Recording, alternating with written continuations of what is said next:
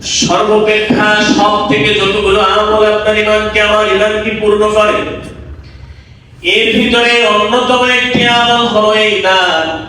এজন্য আল্লাহর হাবিব বলেন, মান আহাব্বা লিল্লাহ ওয়া মান আবগাদা লিল্লাহ ওয়া মান আতা লিল্লাহ ওয়া মান লিল্লাহ ফাকাদ ইসতাকমালাল ঈমান।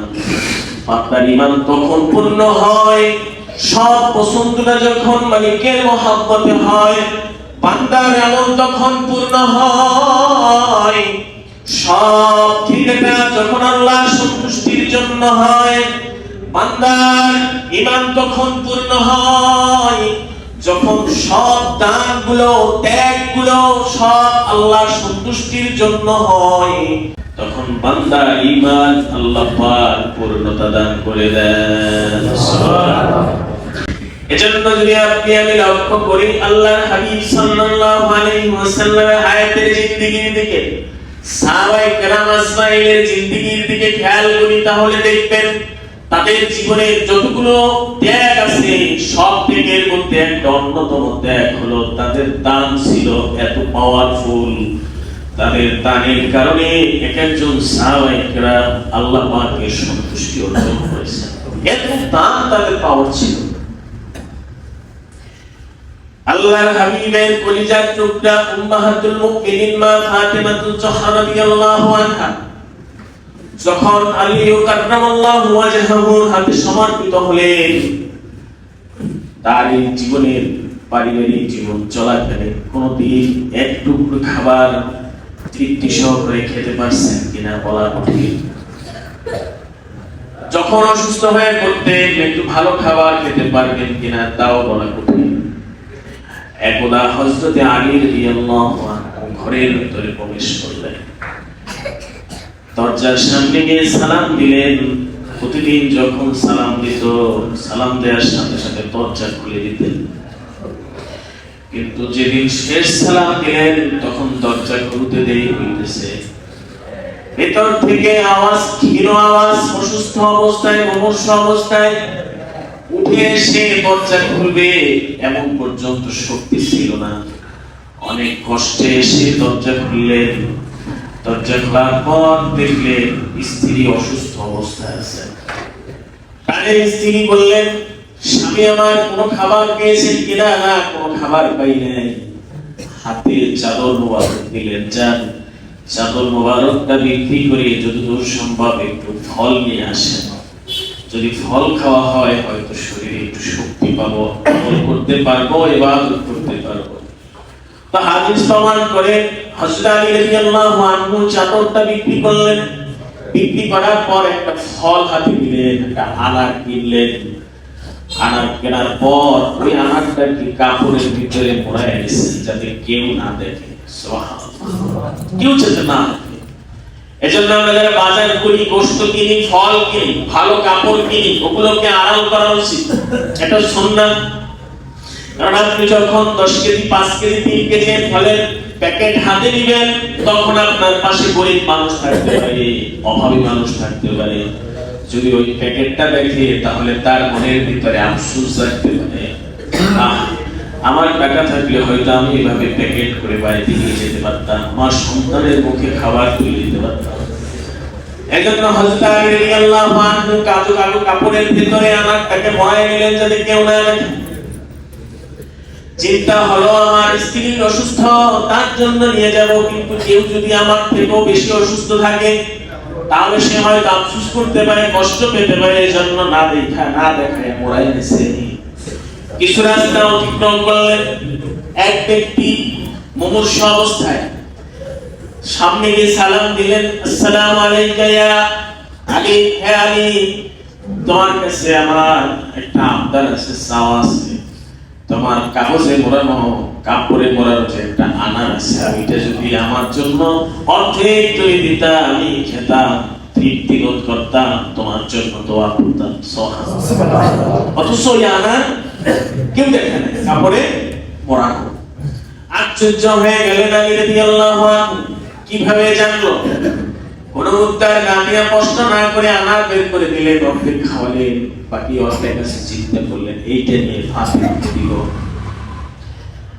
যখন অর্ধেক খাওয়া হলো, ওই ভিখারি আবার বললেন, আমি রে, তোমার বাকি অর্ধেক যদি দিতা তবে আমার পরিপূর্ণ তৃপ্তিটা আসতো। আলী রাদিয়াল্লাহু আনহু বাকি অর্ধেক আনারত দিয়ে দিলেন। আল্লাহর উপর ভরসা করলেন, বাড়ির দিকে রওনা দিলেন। দরজা খুললেন, খোলার পর ভিতরে সালাম দিয়ে প্রবেশ করলেন। স্ত্রী দেখলেন হাত শূন্য, কাপড় শূন্য, হাত শূন্য, সব শূন্য অবস্থায় বসে আছে। হাজিরিন, হযরত আলী রাদিয়াল্লাহু আনহু আলী রাদিয়াল্লাহু আনহু যখন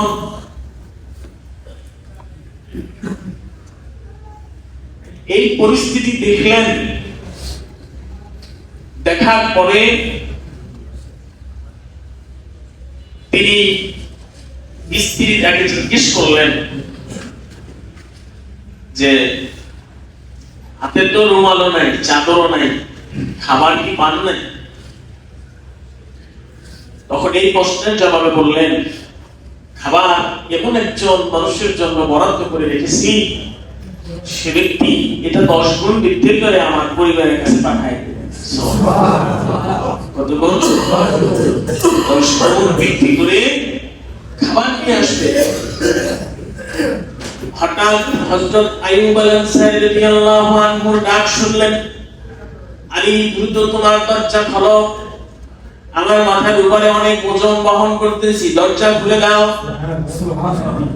হযরত আলী রাদিয়াল্লাহু আনহু দরজা খুললেন, মাথার উপর থেকে ফলের বক্স নামালেন, ঝুড়িটা নামালেন, নামাই গুনতেছেন 1 2 3 এমন গুনতে গুনতে 9 পর্যন্ত গেছে। কত পর্যন্ত? 9 পর্যন্ত গুনলেন। যখন 9 পর্যন্ত গোনা হলো, সংখ্যার দিক থেকে, নিয়তের দিক থেকে একটা কম পেল। কত কম পেল?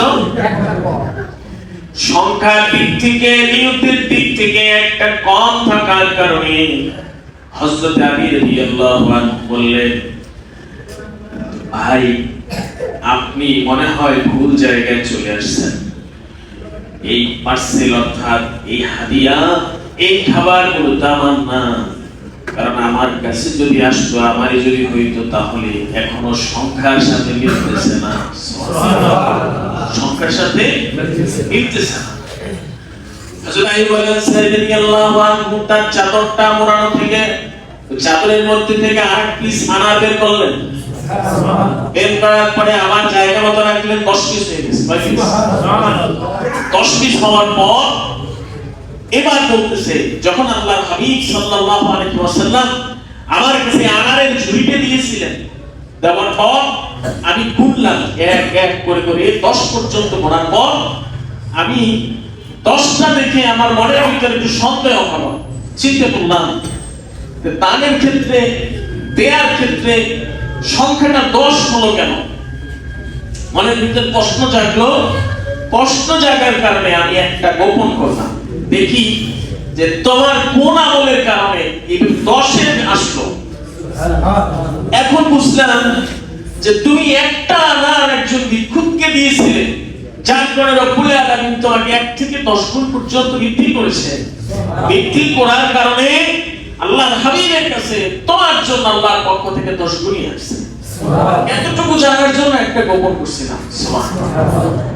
এজন্য আল্লাহর হাবিব সাল্লাল্লাহু আলাইহি ওয়াসাল্লাম বলেন, মা মিন ইউদিউ ইউসবিহু ইবাদু ফি, বান্দা প্রতিদিন জাগ্রত হয় বান্দার জন্য, ইল্লা মালাকান ইয়ানজিলান, 2 জন ফেরেশতা 2 কাতারে 2 ভাগে বিভক্ত হয়ে জমিনে ছায়া পড়ে।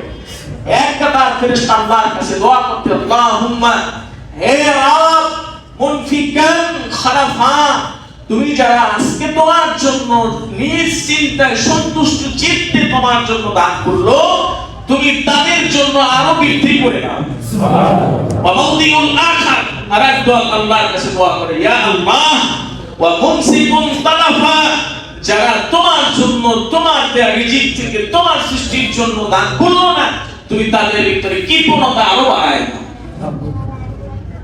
এজন্য আমরা সকলে চেষ্টা করব জমিনে থাকতে যে মালিক আমাদেরকে রিজিক দান করলেন, যে রাজ্জাক আমাদেরকে রিজিক দিলেন, সেই রিজিক থেকে সন্তুষ্ট চিত্তে আল্লাহর জন্য সব সময় দান করব। সর্বাপেক্ষা আমলের মধ্যে তার একটি অন্যতম আমল, যে আমলকে ঈমান আরো বাড়ায় দেয়, যে আমলের কারণে ঈমান পূর্ণতায় নিয়ে আসে।